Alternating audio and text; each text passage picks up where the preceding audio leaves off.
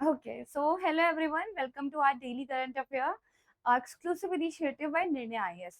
So in today's session, we have some 5 articles. 3 article हमारे science and technology से हैं and the fourth article वो आपका economy से है जिसमें हम टी सेक्टर के बारे में बात करेंगे एंड लास्ट हमारे पास प्लेसेस इन न्यूज है. सो अपने पहले आर्टिकल के साथ स्टार्ट करते हैं. That is India declared as trachoma free nation. तो इंडियन एक्सप्रेस का एक बहुत अच्छा ये आर्टिकल आया है, GS paper 3 science and technology से आप इसको लिंक कर सकते हो. सबसे पहले बात करते हैं कि ये जो हमें डिक्लेयर फ्री किया है ये किसने किया है. तो किसी भी डिजीज से जब कोई कंट्री फ्री होती है तो ये पावर WHO यानी कि वर्ल्ड हेल्थ ऑर्गेनाइजेशन के पास होता है, जो सर्टेन क्राइटेरियाज के अकॉर्डिंगली ये डिक्लेयर कर देते हैं now you are free. Okay, now that's very good. अब ट्रकोमा क्या है? इट्स अ बैक्टीरियल इन्फेक्शन जो आपकी आईज को इम्पैक्ट करता है. तो आप यहाँ पे बेसिकली देख पा रहे होंगे नोट्स में, इसका सबसे पहले मैंने आपको डेफिनेशन एक दिया हुआ है. जब आप नोट्स पढ़ोगे तो आपको बहुत क्लियरली पता भी चल जाएगा.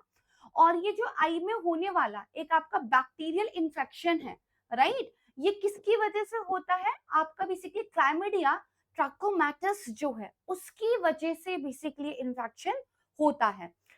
यहाँ पे बहुत इंपॉर्टेंट बात ये है, it's a neglected tropical disease. Neglected tropical disease वो होते हैं जो बेसिकली वैसी प्रॉब्लम्स हैं जो सिर्फ पुअर और अंडर डेवलप्ड रीजन को ही इम्पैक्ट करते हैं और अफेक्ट करते हैं. दैट मीन्स ये वैसे डिजीज हैं जो आपके डेवलप्ड या फिर जो हाई इनकम नेशंस हैं या फिर जो एक रिच पीपल हैं उनको अफेक्ट नहीं करते. पुअर हाइजीनिक कंडीशंस की वजह से या फिर वार्म और ह्यूमिड क्लाइमेट की वजह से या आपके जो अंडर डेवलप्ड रीजन्स है या फिर जो पुअर लोग हैं ये उनको ज्यादा अफेक्ट करते हैं. And that's why in disease को लेकर ज्यादा रिसर्च एंड ज्यादा वैक्सीनेशन और मेडिसिन को लेकर काम नहीं हुआ होता. इसलिए हम इनको एनटीडी बोलते हैं, मतलब नेग्लेक्टेड ट्रॉपिकल डिजीज बोलते हैं. यूपीएससी ने ऑलरेडी इस पे क्वेश्चन पूछ भी रखा है, तो प्लीज इसको जो है यहाँ पे ध्यान रखिएगा. अब ये जो आपका बैक्टीरियल इन्फेक्शन है ये काफी सीरियस भी हो सकता है, क्योंकि अगर इसको प्रॉपरली ट्रीट नहीं किया गया तो इसकी वजह से ब्लाइंडनेस भी कॉज हो सकती है.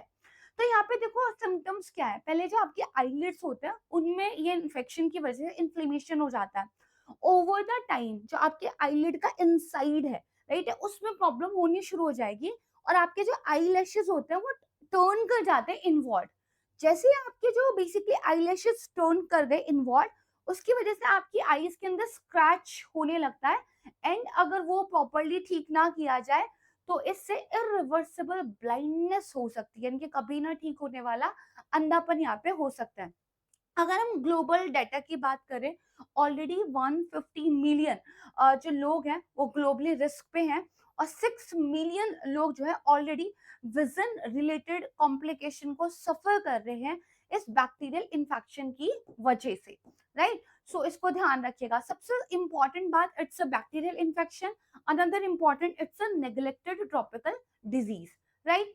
अब यहाँ पे देखो WHO की तरफ से क्या मैंडेट किया गया है कि कब आप जो है किसी भी कंट्री को ट्राकोमा फ्री डिक्लेयर करोगे. तो ये बताया है कि सबसे पहली बात, ट्राकोमा जो चिल्ड्रंस है यानी कि जिनकी एज 1 to 9 ईयर है उनमें लेस देन 5% प्रिवलेंट आपको दिखाई दे, राइट. इसके अलावा यहाँ पे ये भी बताया गया कॉन्टिन्यूस मॉनिटरिंग वगैरह करने की यहाँ पे जो है जरूरत है. अगर हम इंडिया की बात करें, इंडिया में 1950s 1970s के टाइम पर ये पंजाब, राजस्थान, हरियाणा के अंदर काफी ज्यादा आपको जो है देखने के लिए मिल जाएगा. लेकिन बाद में इसको लेकर काफी काम किया गया और अब ये वापस से रीइमर्ज आपको कुछ एरिया में होता हुआ दिखाई देगा, जैसे निकोबार आइलैंड. भले ही हमने इसको कंट्रोल करने के लिए काफी चीजें यहाँ पे चला रखी है. अच्छा, इसके होने के कुछ सोसाइटल और इन्वायरमेंटल फैक्टर भी हैं, राइट, वो भी ध्यान रखना. तो जैसे आप देखोगे poor hygiene, inadequate water supply, low awareness लोगों के बीच में कि क्यों हमें अपनी आंखों को बार बार जो है अपने बेसिकली हाथों को बिना धुले छूना नहीं चाहिए, राइट. ये सारी की सारी यहाँ पे चीजें हैं. कुछ डाटा भी दिया हुआ है जिसको आप यहाँ पे बेसिकली देख सकते हो. बट इसके अलावा यहाँ पे देखो WHO की एक सेफ स्ट्रैटेजी भी है, राइट है। बेसिकली यहाँ पे क्या होता है, जो आपके आई लैशेस है जब वो इन्वॉल्व चले जाते हैं तो उसकी सर्जरी को लेकर भी कुछ गाइडलाइंस उन्होंने यहाँ पे दिए हुए हैं। साथ में कुछ एंटीबायोटिक्स भी रिकमेंड किए गए हैं इस इन्फेक्शन को ट्रीट करने के लिए। एक global trachoma mapping project GTMP इसको भी लॉन्च किया गया था इन दी 2012, और बेसिकली एक largest infectious disease mapping exercise है जो कि ये मैप कर रहा है कि कौन कौन से वो एरिया है जहाँ पे ट्रैकोमा ज्यादा प्रिवलेंट है।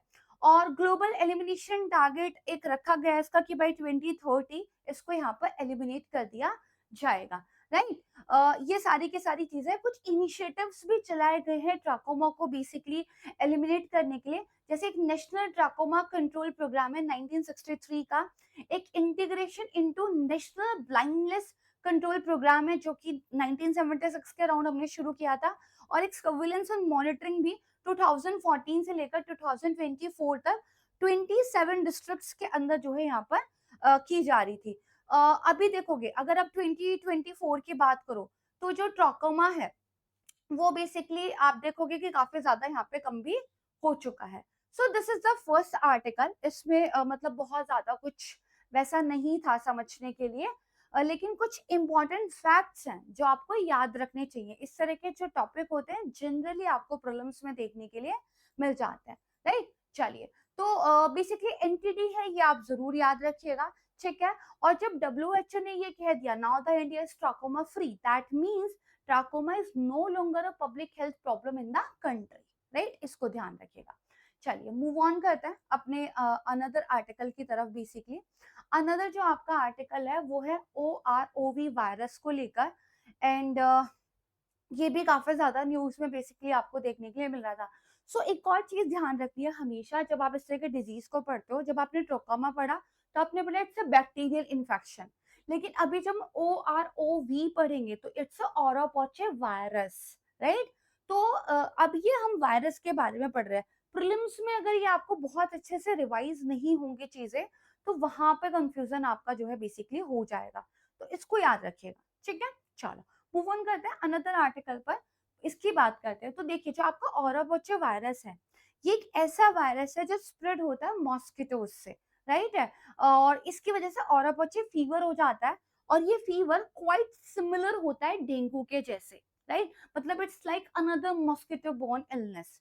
तो पहली बात तो देखो जो आपके मॉस्किटोज हैं उनके बाइट की वजह से ये स्प्रेड होता है।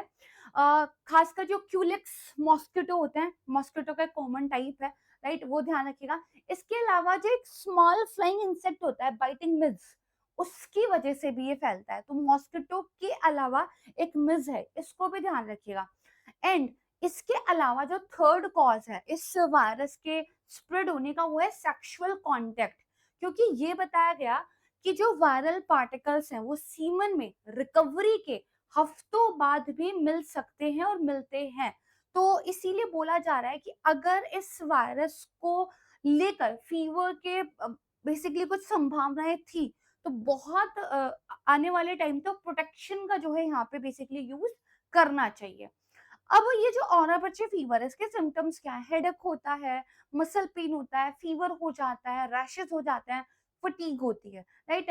वैसे तो आप 10 डेज में रिकवर कर जाते हो, बट अगेन वही आपके बॉडी के सर्टेन फ्लूइड्स में लाइक सीमेन में ये बहुत लंबे टाइम तक जो है वायरल पार्टिकल यहाँ पे रह सकते हैं, and that's why sexual transmission को लेकर ये आर्टिकल आपको यहाँ पे देखने के लिए मिल रहा है, राइट है। इसके अलावा यहाँ पे बेसिकली आप देखोगे इसको प्रिवेंट करने के लिए क्या करना है, तो देखो वेक्टर कंट्रोल करना पड़ेगा, मॉस्किटोज की बाइट से अपने आप को प्रिवेंट कीजिए। बैरियर प्रोटेक्शन जो है आपको करनी होगी, जो मैंने अभी जस्ट आपको यहाँ पे एक्सप्लेन किया है। एक अवेयरनेस कैंपेन चलाने की जरूरत है so that people get to know किस तरह की जो प्रॉब्लम्स है वो यहाँ पे देखने के लिए आपको मिल रहे हैं, ठीक है। अब बात करते हैं कि ये जो ओरापोचे वायरस है, राइट, इसके बारे में कुछ और फैक्ट्स की। तो ज्यादातर आपको ट्रॉपिकल रीजन में मिलेगा, राइट है। और ट्रॉपिकल रीजन में क्यों मिलता है? क्योंकि देखो वार्म और ह्यूमिड क्लाइमेट है, जो हमने अभी 2 मिनट पहले भी डिस्कस किया। वार्म और ह्यूमिड क्लाइमेट की वजह से क्या है, इन पर्टिकुलर एरियाज के अंदर मैनी मॉस्किटोज प्रेजेंट होते हैं। और ये जो मॉस्किटोज होते हैं ये वायरस का एक बहुत ही अच्छा करियर होता है, राइट। लेकिन इंसानों के लिए अच्छे नहीं है। एंड बेसिकली यहाँ पे इसको जितना फर्दर स्टडी किया जा रहा है तो कुछ कुछ सिमिलैरिटीज जीका वायरस से भी देखने को मिल रही है, राइट। तो इसीलिए अब ये भी देखा जा रहा है कि क्या इसके प्रेगनेंसी पे भी कोई इफेक्ट्स देखने को मिलेंगे। तो जिस तरह के रिपोर्ट्स आएंगे हम जो है इसको अकॉर्डिंगली यहाँ पर देख लेंगे, ठीक है। सो अब हमारा अगर सेकेंड आर्टिकल क्लियर हो गया है तो we shall move on to the third article, that is again you can link to the science and technology. And इस पर यूपीएससी ऑलरेडी क्वेश्चन पूछ चुका है, sickle cell anaemia, right. And इस पर दोबारा भी क्वेश्चन आ सकता है, prelims plus mains as well. तो हमारा आर्टिकल था local intervention bring hope in the fight against sickle cell anaemia in Chhattisgarh, right. Sickle cell है क्या? Basically it's a genetic blood disorder, right. इसका मतलब क्या है कि ये जो कंडीशन है ये पास डाउन होती है from parents to children because it's a genetic disorder, right. अब देखो, एक पर्सन का जो रेड ब्लड सेल है नॉर्मली वो राउंड शेप का होता है, काफी फ्लेक्सिबल होता है, राइट। यानी कि अगर हम अपने ब्लड के स्ट्रक्चर को देखें तो आप कह सकते हैं यस कि कुछ इस तरीके से आपके जो आरबीसी है वो आपके ब्लड में देखने को मिलते हैं। बट ये जो सिकल सेल एनीमिया है इस प्रॉब्लम की वजह से आपके जो ब्लड का शेप है वो चेंज होकर सिकल शेप हो जाता है, यानी कि क्रिसेंट या मून जैसा एक शेप आपको जो है देखने के लिए मिलेगा। अब देखिए ये वाला जो शेप बनता है now it's less flexible, right. और ये नॉर्मल ब्लड सेल की तरह वर्क नहीं करता जिसकी वजह से they can block the blood flow और जिसकी वजह से वे वेरियस हेल्थ प्रॉब्लम्स यहाँ पे होते हैं, ठीक है। तो ये सिकल सेल डिजीज होती कैसे है? Because it's a genetic disorder, तो मतलब जीन्स में कुछ प्रॉब्लम की वजह से ये होता है। एक आपका जीन होता है जिसको हम बोलते हैं HBB, राइट। अगर जीन के अंदर म्यूटेशन हो जाए दैट मीन्स कुछ चेंज हो जाए तो उसकी वजह से आपका जो हीमोग्लोबिन है, राइट, उसमें चेंजेस आ जाते हैं। क्योंकि ये जो आपका HBB जीन है ये रिस्पॉन्सिबल है हीमोग्लोबिन बनाने के लिए और हीमोग्लोबिन रिस्पॉन्सिबल है because it's a part of the red blood cell to carries the oxygen throughout the body, right. तो जिन लोगों में ये सिकल सेल एनीमिया की प्रॉब्लम हो गई क्योंकि उनके जीन में म्यूटेशन हो गया तो उनका हीमोग्लोबिन भी चेंज हो जाएगा। कैसे भाई? आरबीसी आपके सर्कुलर शेप के थे, अभी वो यहाँ पे क्रिसेंट शेप के हो जाएंगे, तो इससे आपका एक अलग तरीके का हीमोग्लोबिन बनता है जिसको हीमोग्लोबिन एस बोलते हैं। इससे क्या होगा, आपकी बॉडी के अंदर जो ऑक्सीजन का लेवल है वो सिग्निफिकेंटली ड्रॉप हो जाएगा, ठीक है। और इसकी वजह से ये जो एबनॉर्मल हीमोग्लोबिन हो गया है आपकी शेप भी चेंज हो जाएगी, राइट। ये जो बेसिकली सिकल सेल है आपके ब्लड वेसल्स के अंदर स्टक होना स्टार्ट हो जाएंगे, ब्लॉकेज होना स्टार्ट हो जाएगी, ब्लड यहाँ पे प्रॉपरली फ्लो नहीं हो पाएगा। इससे क्या क्या होगा, कुछ सिम्टम्स आपके बॉडी के अंदर रिफ्लेक्ट होंगे। For example pain crisis, sudden और severe pain in the different parts of the body, specifically bones and joint में आपको देखने को मिलेगा। ऑर्गन का डैमेज होना स्टार्ट हो जाएगा because your body needs a constant oxygen supply to keep the organs healthy and functional. तो जो हार्ट, किडनी, लंग्स है वो धीरे धीरे यहाँ पे डैमेज होना स्टार्ट हो जाएंगे, एनीमिया का प्रॉब्लम हो जाएगा। इसके अलावा ये भी देखा गया है कि सिकल सेल डिजीज वाले लोगों की जो इम्यूनिटी है वो बहुत डाउन हो जाती है। वाई? क्योंकि आपकी बॉडी का एक बहुत ही इंपॉर्टेंट पार्ट स्प्लिन, उसको ये डैमेज करता है। और स्प्लिन एक ऐसा ऑर्गन है जो इन्फेक्शंस के साथ फाइट करने में आपको जो है यहाँ पे हेल्प करता है, ठीक है। तो जिन लोगों को सिकल सेल एनीमिया है उनको बाकी प्रॉब्लम्स के साथ साथ मोर इन्फेक्शंस भी होने लगते हैं। तो this is sickle cell anaemia. अब प्रॉब्लम क्या है? प्रॉब्लम ये है because it's a genetic disorder, so ये जनरेशन टू जनरेशन यहाँ पे पास होते रहता है। जैसे इसमें बेसिकली होता क्या है, now you can see the shape of the blood as well, right. अब इसमें होता क्या है, देखिए अगर दोनों पेरेंट्स के अंदर एबनॉर्मल HBB जीन है तो बच्चे को दोनों ही पेरेंट्स से एक कॉपी मिलेगी और उस बच्चे को सिकल सेल एनीमिया हो जाएगा।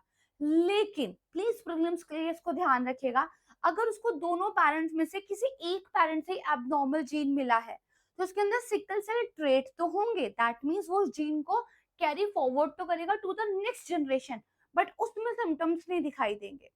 अब इंडिया के अंदर जो बेसिकली आदिवासी जनसंख्या है, शेड्यूल्ड ट्राइबल्स की जो एक पॉपुलेशन है, उनके अंदर क्या है, कुल यानी कि जो अपना कुनबा या अपना ही जो ग्रुप होता है, उसी के अंदर आपको मैरिज के रिलेशनशिप देखने के लिए मिल जाएंगे। एक ही पॉपुलेशन के एक ही ग्रुप में अगर मैरिजेस होती जाएगी, तो बहुत चांसेस हाई हो जाते हैं कि इस एबनॉर्मल जीन को कैरी करने वाले पेरेंट्स के जो है बच्चे उस पॉपुलेशन में ज्यादा होते चले जाएंगे, एंड दैट्स वाई धीरे धीरे पूरी पॉपुलेशन के अंदर ये सिकल सेल प्रॉब्लम्स हो जाएंगी। और यही इंडिया की आदिवासी जनसंख्या में हो भी रहा है, राइट। तो इसीलिए आप देखोगे शेड्यूल्ड ट्राइब के अंदर ये पर्टिकुलरली प्रिवलेंट है, specifically in Chhattisgarh, Maharashtra, Madhya Pradesh and Orissa, right. अब इसको एलिमिनेट करने के लिए हम क्या कर रहे हैं, तो डब्ल्यूएचओ ने और कुछ ग्लोबल हेल्थ बॉडीज है, उन्होंने टारगेट रखा है कि बस इसके ट्रीटमेंट को लेकर हम बाय 2030 कुछ अच्छा करेंगे। इंडिया का अपने एक नेशनल टारगेट भी है, national sickle cell anaemia elimination mission 2023 government के द्वारा इसको लॉन्च किया गया था, और कहा गया है बाय 2047 हम बेसिकली सिकल सेल को इंडिया से एलिमिनेट कर देंगे, राइट। एक आपका global sickle cell disease network भी है, और यूनेस्को ने world sickle cell day on June 19 को भी डिक्लेयर कर दिया है, ताकि इस डिजीज को लेकर एक जनरल अवेयरनेस जो है क्रिएट की जा सके। ठीक है, इसको आप देख लीजिएगा। और इसके अलावा इसके ट्रीटमेंट को लेकर भी काफी कुछ डेवलपमेंट चल रहा है, जिसमें बोन मैरो ट्रांसप्लांट भी होता है। इसके अलावा अगर आप देखोगे तो हाइड्रोक्सी यूरिया एक मेडिसिन है जो पेन क्राइसिस में हेल्प आपको करती है, राइट। जीन थेरेपी के भी कुछ चल रहे हैं, बट अगेन या तो ट्रीटमेंट बहुत महंगे हैं, या तो अभी मतलब हर एरिया तक पहुंच नहीं पाए हैं, दिस इज द प्रॉब्लम। तो इसको आपको थोड़ा सा यहाँ पे ध्यान रखना है, sickle cell anaemia, right. Okay, move on करते हैं to the next article. You can link this to the GS paper 3 economy. Tea sector aims to double export by 2047। तो जो इंडिया का टी बोर्ड है, उन्होंने एक अपना एम रखा है कि हमारा जो टी एक्सपोर्ट होता है उसको हम 2047 तक क्या है डबल कर देंगे। देखो, T is my favourite, right, you already know it. तो टी सेक्टर की बात करें तो टी सेक्टर का मतलब होता है टी का प्रोडक्शन करना और टी का एक्सपोर्ट करना। India one of the largest producer and consumer है टी का इन द वर्ल्ड। तो मतलब इंडियन इकोनॉमी में जो टी है वो एक बहुत इंपॉर्टेंट रोल प्ले करती है। स्पेसिफिकली अगर हम बात करें तो जो आपका बेसिकली यहाँ पर असम है, then you have west Bengal, इसके अलावा आपका Tamil Nadu, and then you have Kerala, right. ये कुछ स्टेट ऐसे हैं जो आपके टी के लिए काफी ज्यादा इंपॉर्टेंट माने जाते हैं, जहाँ पे लार्ज क्वांटिटीज में टी जो है आपका ग्रो होता है। थोड़ी डाटा की बात कर लेते हैं। अगर हम प्रोड्यूसर की बात करें तो जो इंडिया का रैंक आता है वो सेकंड आता है, राइट। और बेसिकली अगर हम यहाँ पर एक तरीके से एक्सपोर्ट की बात करें, ठीक है, तो हम फोर्थ नंबर पे आते हैं, राइट, क्योंकि और भी कंट्रीज हैं they are doing very good. तो अगर आप देखोगे इंडिया करीब 1350 मिलियन किलोग्राम टी जो है एवरी ईयर प्रोड्यूस करता है। दैट मीन्स पूरे ग्लोबल लेवल पर जितना भी टी प्रोड्यूस किया जा रहा है उसका लगभग 21% जो है वो इंडिया से यहाँ पे किया जा रहा है। दीज आर सम फैक्ट्स जो आपको यहाँ पे थोड़े से याद कर लेने चाहिए, ठीक है। अगर हम एक्सपोर्ट की बात करें, जितना भी एक्सपोर्ट हो रहा है, राइट, उसका लगभग 12% जो है इंडिया के द्वारा एक्सपोर्ट किया जाता है। और बिगेस्ट बायर कौन कौन से कंट्रीज है, नाम याद होने चाहिए, Russia, Iran, UAE, right, UK and the United state, ठीक है। ये कुछ नेम है जहां पे इंडिया की जो टी है वो काफी ज्यादा हम एक्सपोर्ट करते हैं, करेक्ट है, इसको ध्यान रखिएगा। अब देखो, हमने यहाँ पे बेसिकली क्या कहा है कि हम अपने एक्सपोर्ट्स को डबल कर देंगे। यानी कि अगर मेरा एक्सपोर्ट अभी 230, ठीक है, मिलियन केजी है, किलोग्राम है, तो इसको मुझे लगभग कितना करना होगा, लगभग 400 मिलियन किलोग्राम करना होगा, राइट। और ये मुझे किसने कहा है, टी बोर्ड ने कहा है। टी बोर्ड क्या है, एक ऑर्गेनाइजेशन है, गवर्नमेंट बॉडी है जो टी इंडस्ट्री को एक तरीके से ओवरसी करता है, ठीक है। तो यहाँ पे कोशिश की जा रही है न्यू न्यू मार्केट्स जो है ढूंढे जाए, और जो है एक तरीके से नई कंट्रीज के साथ भी अपने ट्रेड को स्ट्रेंथन किया जाए। But we have some challenges. क्या क्या चैलेंजेस है? जैसे अभी हमारे यहाँ पे लो प्रोडक्टिविटी है, ठीक है, प्राइस फ्लक्चुएशन काफी ज्यादा मतलब रहता है, कॉस्ट जो है वो भी अप एंड डाउन रहती है, और ग्लोबल मार्केट में जो टी के प्राइस है वो भी बहुत ज्यादा अप एंड डाउन यहाँ पे रहते हैं। क्लाइमेट चेंज हो रहा है, जैसे जैसे टेम्परेचर राइज हो रहा है, टी प्लांटेशन ज्यादा वल्नरेबल होते जा रही है, राइट है। लेबर इश्यूज है, बहुत ज्यादा इशू है, लो वेजेस की प्रॉब्लम है, पुअर वर्किंग कंडीशन की प्रॉब्लम है, कंपटीशन बहुत ज्यादा हाई है। जैसे अभी और बेवरेजेस भी बहुत पॉपुलर हो गए हैं, like coffee, soft drinks, energy drinks. तो कम लोग अब चाय पीने लगे हैं कंपैरेटिव टू अगर हम पुराने टाइम की बात करें। तो these are the some challenges जिनका कुछ ना कुछ सोल्यूशन यहाँ पे निकालना होगा। अब बात करते हैं टी बोर्ड की, राइट है। टी बोर्ड ऑफ इंडिया ये क्या है? तो अब भी जैसा मैंने आपको बताया कि basically it's a statutory body, that means T act 1953 के तहत हमने इसको बनाया था, एंड 1954 में स्टैब्लिश कर दिया था। जब भी हम किसी बॉडी को स्टैट्यूटरी या वैधानिक बेसिकली निकाय बोलते हैं, इसका मतलब किसी कानून के थ्रू हमने उसको बनाया है। कौन सी मिनिस्ट्री के अंदर काम करता है? That is very important, ministry of commerce and industry, ठीक है। तो इनके फंक्शंस क्या क्या है? वही फंक्शन है इंडिया की टी को ग्लोबली प्रमोट करना, ठीक है, इंडस्ट्री के अंदर जो स्टैंडर्ड्स हैं उनको बेसिकली लेकर काम करना, टी की क्वालिटी, इन सबको जो है लेकर काम करना। टी बोर्ड जो है सर्टिफिकेशन भी देता है, फॉर एग्जांपल दार्जिलिंग टी है, तो भाई कैसे पता चलेगा कि ओरिजिनल दार्जिलिंग टी ही है? तो सर्टिफिकेशन वगैरह को लेकर यहाँ पे चीजें, सब्सिडीज वगैरह देना, ये सारी चीजें यहाँ पे देखने के लिए मिल जाएंगी, ठीक है। ओके, तो ये हमारे मतलब इम्पोर्टेंट टॉपिक्स थे आज के डिस्कशन में। एक लास्ट वाला देख लेते हैं बस बहुत quickly. Chinese naval fleet docks at Bangladesh port, ठीक है। तो कुल मिलाकर ये वाला थोड़ा सा आप मैप देख लीजिएगा। आपको पता ही है कि बांग्लादेश और इंडिया के जो रिलेशनशिप थे अभी तक तो बहुत अच्छे थे, बट रिसेंटली वहां पर जो पीएम थी शेख हसीना, ठीक है, उनके खिलाफ कुछ प्रोटेस्ट हुए, स्टूडेंट प्रोटेस्ट से पूरा का पूरा मामला स्टार्ट हुआ था। उन्होंने वहां पे रेजिग्नेशन दे दिया, न्यू एक गवर्नमेंट बनी, उन्होंने कंट्री छोड़ दी, इंडिया ने इसमें उनकी हेल्प की, और अभी बांग्लादेश के अंदर इंडिया को लेकर नेगेटिव सेंटिमेंट्स देखने को मिलता है, राइट। तो बांग्लादेश मतलब है काफी ज्यादा न्यूज में। तो आप बेसिकली यहाँ पे ब्रह्मपुत्र रिवर जो यहाँ पे आके आपकी बेसिकली पद्मा और मेघना बन जाती है, आपकी जमुना रिवर, राइट है, गंगा रिवर, इनका थोड़ा सा नाम देख लीजिएगा। तीन नाम आपको पता होना चाहिए, किस तरह आपकी जो ब्रह्मपुत्र है वो तो जमुना बन जाती है, एंड जो आपकी यहाँ पर बेसिकली गंगा है, कैसे वो मेघना और पद्मा के नाम से यहाँ पे जानी जाती है। Then this is mouth of Ganga, आपको पता है ये आपका बेसिकली यहाँ पर एक मैंग्रोव के लिए बहुत इंपॉर्टेंट बेसिकली एरिया है। तो मतलब मैप से रिलेटेड कुछ चीजें यहाँ पे लिखी हुई है, उसको आप देख लीजिएगा। थोड़ा सा रिवर्स को लेकर चीजें अच्छे से प्रिपेयर कर लीजिएगा इन द ज्योग्राफी ऑल्सो, क्योंकि क्वेश्चन रिवर्स पे डेफिनेटली आ सकता है, right. So this is it from my side. I hope आपको चीजें समझ में आई होंगी, and there is my Telegram channel, right, जिसको आप ज्वाइन कर सकते हो।